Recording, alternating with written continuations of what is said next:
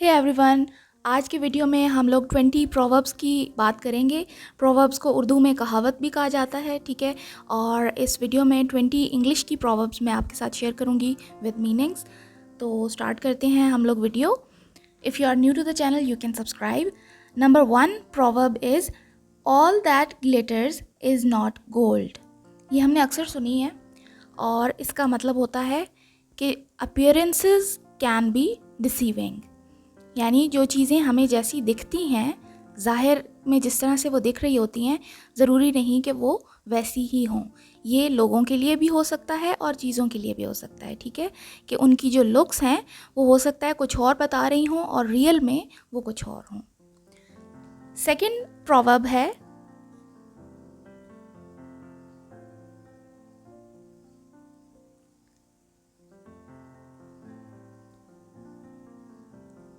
Actions speak louder than words. इसका मतलब है कि जो कुछ आप कर रहे होते हैं अपनी लाइफ में, प्रैक्टिकली जो काम आप कर रहे होते हैं वो ज़्यादा इम्पॉर्टेंट होता है बनिस्बत उसके कि जो आप कह रहे हैं, ठीक है। जैसे इंग्लिश में इसका मीनिंग होता है what you do is more important than what you से। कि आप जो करते हैं वो ज़्यादा इम्पॉर्टेंट है, उसकी ज़्यादा अहमियत है लोगों की नज़र में। या इसके अलावा कि जो कुछ आप कह रहे हैं, क्लेम करते हैं कि मैं ये करूँगा या करूँगी, ठीक है। तो प्रैक्टिकली करना ज़रूरी होता है। थर्ड प्रोवर्ब है a bird in hand is worth two in the bush. A bird in hand is worth two in the bush. यह आपने अक्सर सुना होगा। इसका आसान अल्फाज में मतलब ये है कि किसी भी ऐसी चीज़ के जो आपके हाथ में अभी नहीं है उसका कोई फ़ायदा नहीं है, बल्कि आप उस चीज़ को इम्पोर्टेंस दें जो ऑलरेडी आपके पास मौजूद है, ठीक है। इसको इंग्लिश में हम जो इसका मीनिंग देख लेते हैं पहले। It is better to have something for sure than to run after another thing and lose the one you had।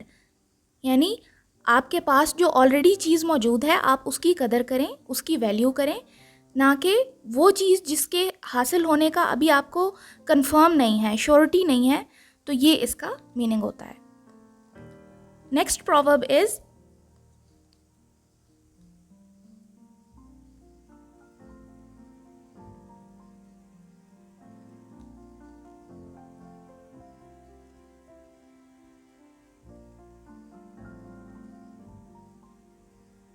When in Rome, do as the Romans do। ये आपने बहुत दफ़ा सुना होगा। When in Rome, do as the Romans do। इसका मतलब है कि आप जिस जगह पर भी जाएं तो वहाँ की जो कल्चर होता है या वहाँ की जो प्रैक्टिसेस होती हैं, जो रवायात होती हैं, उसके अकॉर्डिंगली आप बिहेव करें और उसमें ढल जाएं। तो वही बेहतर होता है आपके सर्वाइवल के लिए भी और आपकी वेलबींग के लिए भी। इसका इंग्लिश में जो मैं मीनिंग लिख रही हूँ वो भी आपके साथ में शेयर करती हूँ। Adapt the customs and cultures of the place you are in and behave accordingly.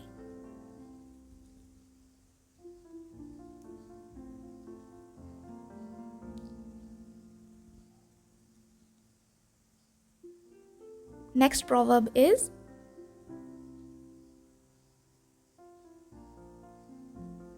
The early bird catches the worm. ये बहुत इंटरेस्टिंग है। The early bird catches the worm. वैसे तो इसके जितने भी वर्ड्स यूज़ हुए हैं ये इससे समझ नहीं आएगी डायरेक्टली कि ये इसका क्या मतलब है। इसका मतलब होता है कि जो लोग सुबह जल्दी उठते हैं उनको ऑलरेडी दूसरे लोगों पर एडवांटेज होती है। किस चीज़ की? कि वो ज़्यादा काम भी कर सकते हैं दिन में, प्रोडक्टिव भी हो सकते हैं और वो दूसरे लोगों से ऑलरेडी आगे होते हैं, ठीक है। इंग्लिश में मैंने यहाँ पे यही लिखा है, those who wake up early have an advantage over other people in terms of productivity. कि जो लोग जल्दी उठते हैं उनको ऑलरेडी दूसरे लोगों पर ये फ़ौक़ियत हासिल होती है कि वो ज़्यादा काम भी कर सकते हैं और एफिशिएंटली और प्रोडक्टिवली अपना दिन गुजार सकते हैं। नेक्स्ट प्रोवर्ब इज़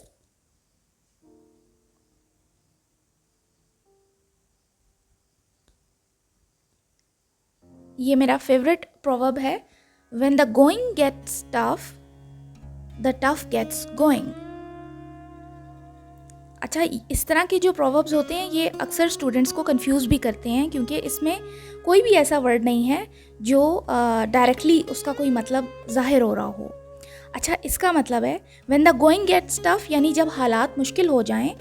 अगला हिस्सा है द टफ गेट्स गोइंग, यानी जो लोग स्ट्रांग होते हैं वो एक्शन लेते रहते हैं और हार्डवर्क करते रहते हैं। इंग्लिश में मैंने इसका यही मतलब लिखा है कि in difficult times strong people continue to work hard. कि मुश्किल वक्त जब आ जाता है तो जो स्ट्रांग लोग होते हैं वो एक्शन मज़ीद स्ट्रांगली लेना शुरू कर देते हैं और अपना हार्डवर्क और ज़्यादा कर देते हैं। चलें जी, नेक्स्ट प्रोवर्ब की तरफ चलते हैं, 7th।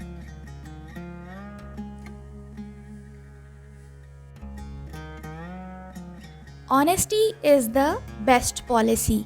ये आपने बहुत दफ़ा सुना होगा, ये बहुत कॉमनली यूज़ होता है और ये बचपन से ही हम सुनते आए हैं। और इसका मेरे ख्याल में मेरे सब जो व्यूअर्स हैं या जो स्टूडेंट्स मुझे देख रहे हैं, ऑलमोस्ट उनको सबको ही आता होगा कि इसका मतलब है कि it is always better to tell the truth. कि सच्चाई जो है, सच बोलना, वो हमेशा एक अच्छी प्रैक्टिस समझी जाती है, क्योंकि उसके बाद आपको किसी किस्म की परेशानी का सामना नहीं करना पड़ता। ठीक है। अच्छा जी, नेक्स्ट प्रोवर्ब देखते हैं, यू रीप व्हाट यू सो।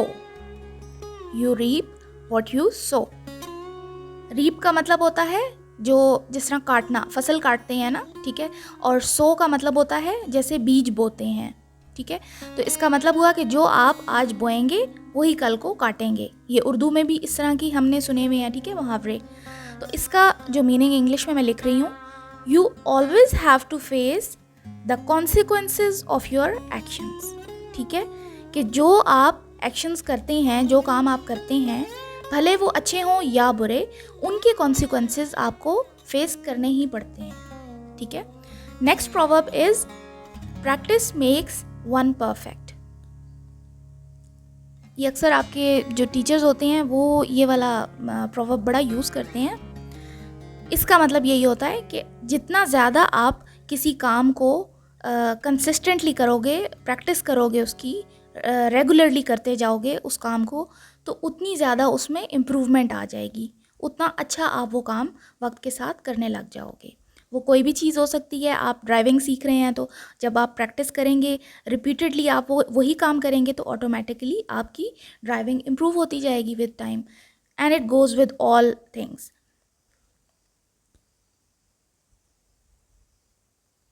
और इसका इंग्लिश में मैंने यही मीनिंग लिखा है कि consistently doing something leads to improvement. Next proverb is a friend in need is a friend indeed. इसके दो हिस्से हैं, जैसे लिखा हुआ है कि अ फ्रेंड इन नीड, यानी ज़रूरत के वक्त जो दोस्त आपके काम आता है। अगला हिस्सा है is a friend indeed, वही आपका असल दोस्त है। ठीक है, इसका ये मतलब हुआ। यही मैंने इंग्लिश में लिखा है, a true friend will be there for you in tough times. ठीक है, हमने अक्सर देखा है कि बहुत से लोग दोस्त होते हैं जिनको दोस्त कहा जाता है, लेकिन असल दोस्त वो होता है जो आपके टफ टाइम्स में, मुश्किल वक्त में आपके साथ हो। ठीक है, तो वहाँ पे ये वाला प्रोवर्ब यूज़ होता है। नेक्स्ट प्रोवर्ब इज़, ये भी बहुत इंटरेस्टिंग है, don't count your chickens before they hatch. अच्छा, अब इसमें वैसे तो इसमें जो वर्ड यूज़ हुए हैं उसका मतलब तो ये हुआ कि चिकन्स, अपने चिकन्स को उस वक्त तक काउंट ना करो जब तक कि वो हैच ना हो जाएं, यानी कि एग से बाहर ना आ जाएं, क्योंकि हमें नहीं पता उनकी कितनी अमाउंट है। लेकिन इसका ये मतलब नहीं है। इसका मतलब है, जो मैं अभी ब्लू पेन से लिख रही हूँ, do not rely on something that may not happen.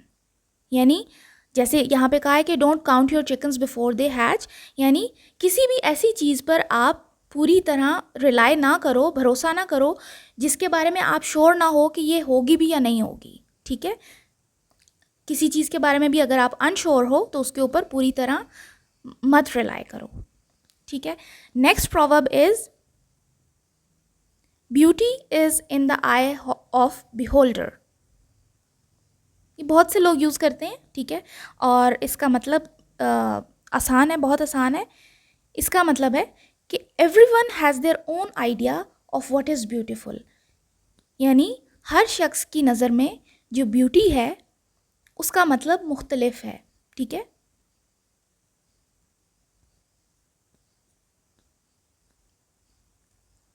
Thirteenth proverb is a picture speaks 1,000 words. A picture speaks 1,000 words.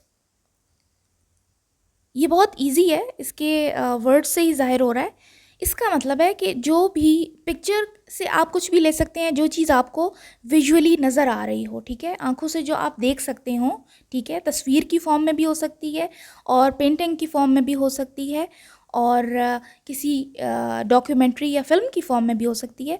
तो यहाँ पे ये कहा गया है कि जो पिक्चर होती है वो अपना मैसेज बड़ी आसानी से अपने व्यूअर तक पहुँचा देती है। किसकी निस्बत?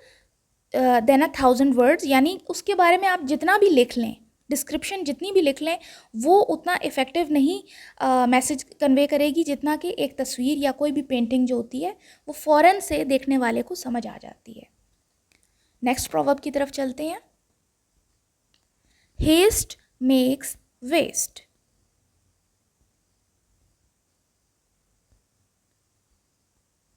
जैसे हमने नॉर्मल कन्वर्सेशंस में उर्दू में सुना है ना कि जल्दी का काम शैतान का, तो इट्स जस्ट लाइक दैट कि जब भी आप कोई काम जल्दी में करने लगते हैं तो अक्सर आप उसमें बहुत सारी मिस्टेक्स करने लग जाते हैं, बहुत सी गलतियां हो जाती हैं उसमें।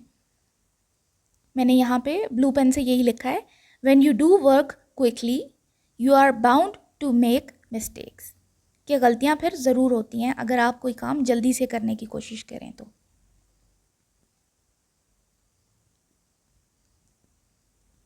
Next proverb is better late than never. Better late than never. इसका मतलब है कि कोई भी काम देर से ही कर लें लेकिन करें ज़रूर, ठीक है, उसको छोड़ें नहीं। यहाँ पे अभी मैंने इंग्लिश में भी इसका मीनिंग लिखा है, it is better to do something late than not doing it at all.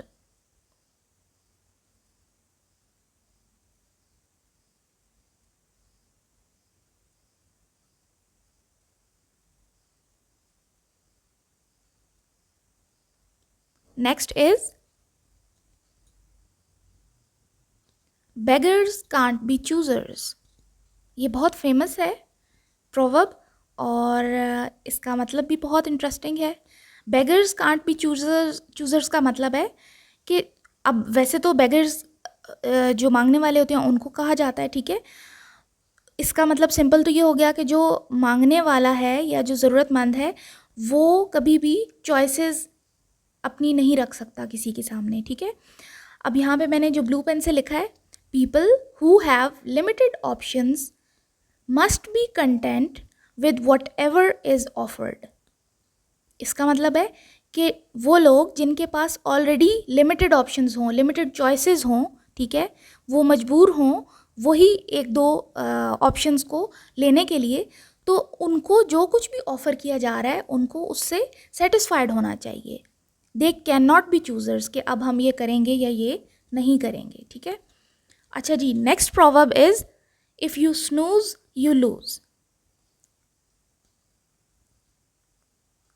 जिस तरह हम अपने मोबाइल का जो अलार्म होता है उसको स्नूज़ कर देते हैं ना, तो ये वो वाला वर्ड है, ठीक है। अच्छा, इसका मतलब ये है कि you have to act fast to get what you want, कि अगर आप अपनी ज़िंदगी में भी स्नूज़ का बटन जो है वो प्रेस किए रखेंगे तो that means you are delaying, आप देर कर रहे हैं चीज़ों में। तो अगर आप देर करेंगे तो ऑटोमेटिकली आप लूज़ कर जाएंगे, ठीक है। तो you have to act fast. Next proverb is better safe than sorry. ये अक्सर जो मेन रोड्स होती हैं या मोटरवेज होती हैं वहाँ पे लिखा होता है, ठीक है। तो इसका मतलब ये है कि you should always be careful even if you think it is unnecessary. जिस तरह ड्राइविंग करते हुए अक्सर लोग जो रोड रूल्स, ट्रैफिक रूल्स होते हैं उनको बहुत ही कम अहमियत देते हैं, इम्पोर्टेंस देते हैं, लेकिन वो बहुत ज़रूरी होते हैं। तो आपको केयरफुल होना ज़रूरी है, आप उनको फॉलो करें, क्योंकि अगर आप फॉलो उनको नहीं करेंगे तो you might be sorry afterwards, कुछ भी हो सकता है। तो बेटर सेफ देन सॉरी अक्सर वहाँ पे आपको बोर्ड्स पे लिखा हुआ नज़र आता है। Next proverb is don't put all your eggs in one basket. This is also very interesting. इसका मतलब है don't put all your hopes and resources into one goal और dream.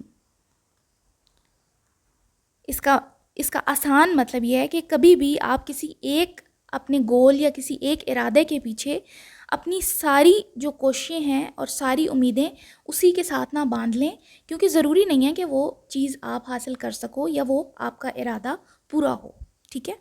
There must be a second plan और plan B, ठीक है। Backup plan ज़रूर होना चाहिए। अच्छा जी, लास्ट प्रोवर्ब है डोंट जज a book by its cover. ये काफ़ी फेमस प्रोवर्ब है।